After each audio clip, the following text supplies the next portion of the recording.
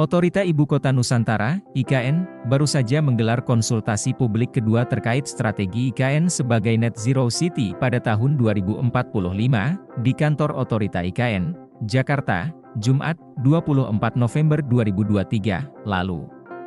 Otorita IKN membuka kesempatan kepada publik untuk bersama mendiskusikan IKN sebagai kota yang clean, climate resilient, sustainable, livable city, dan net zero city.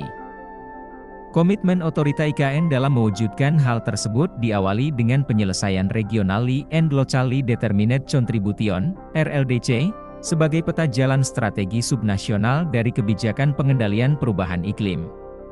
Berikut strategi Otorita IKN untuk mewujudkan Net Zero City pada tahun 2045. Strategi 1. Pemanfaatan hutan dan penggunaan lahan. Volume merupakan sektor yang paling hemat biaya dan strategis dalam penurunan emisi di Nusantara.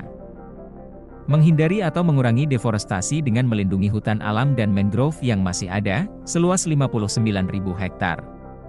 Meningkatkan stok karbon dengan merestorasi lebih dari 83.000 hektar sisa lahan industri hutan serta lahan gundul dan lokasi pertambangan batu bara. Memberikan peluang penghidupan bagi masyarakat melalui pengelolaan dan pemanfaatan hutan dan mangrove. Strategi 2. Pengalihan penggunaan bahan bakar fosil.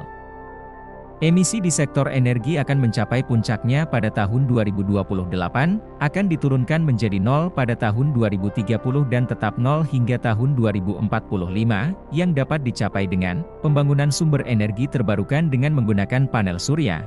Akan dibangun tahun 2024 dengan kapasitas 50 MW dan akhirnya memenuhi seluruh kebutuhan energi pada tahun 2030 dan 2045. Kemudian, mobilitas di IKN akan dilayani dengan kendaraan listrik 100% pada tahun 2040. Selanjutnya, jaringan gas perkotaan akan melayani kebutuhan rumah tangga terbatas, memasak. Sementara seluruh kebutuhan energi dilayani dalam bentuk listrik. Strategi 3. Proses dan produksi industri dibatasi melalui desain bangunan dan material hijau. Emisi dari sektor Industrial Process and Production Use, IPU, dibatasi melalui penggunaan bahan bangunan dan desain rendah karbon. Bahan bangunan seperti semen memiliki kandungan emisi yang cukup tinggi dari proses produksinya. Meskipun proses produksinya berada di luar Nusantara. Jika pabrik semen dengan teknologi terkini dibangun di Nusantara, maka emisi tersebut akan diperhitungkan sebagai emisi Nusantara. Strategi 4. Tata kelola sampah. Pengelolaan sampah dilakukan melalui sebuah sistem mengurangi, menggunakan kembali, mendaur ulang, 3R, dan pendekatan ekonomi sirkular. Selanjutnya pemulihan dan daur ulang sampah, menggunakan pendekatan ekonomi sirkular 3R sebanyak 60%. Sebanyak 40% sampah diolah menjadi dan/atau produk dengan sedikit residu yang tidak dapat diperoleh kembali sebesar Oktober 12% yang dibuang ke TPA. Strategi 5. Pertanian ramah lingkungan. Strategi komprehensif akan diterapkan untuk meningkatkan sektor pertanian, menjamin ketahanan pangan, dan mendorong praktik pertanian berkelanjutan.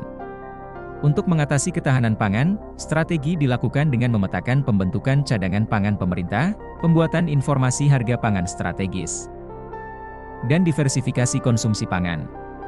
Selanjutnya mengembangkan kawasan rumah pangan berkelanjutan, pengembangan produk pangan lokal, serta pengawasan dan sertifikasi komoditas pangan segar merupakan langkah yang bertujuan untuk mendorong keamanan pangan dan keberagaman konsumsi pangan.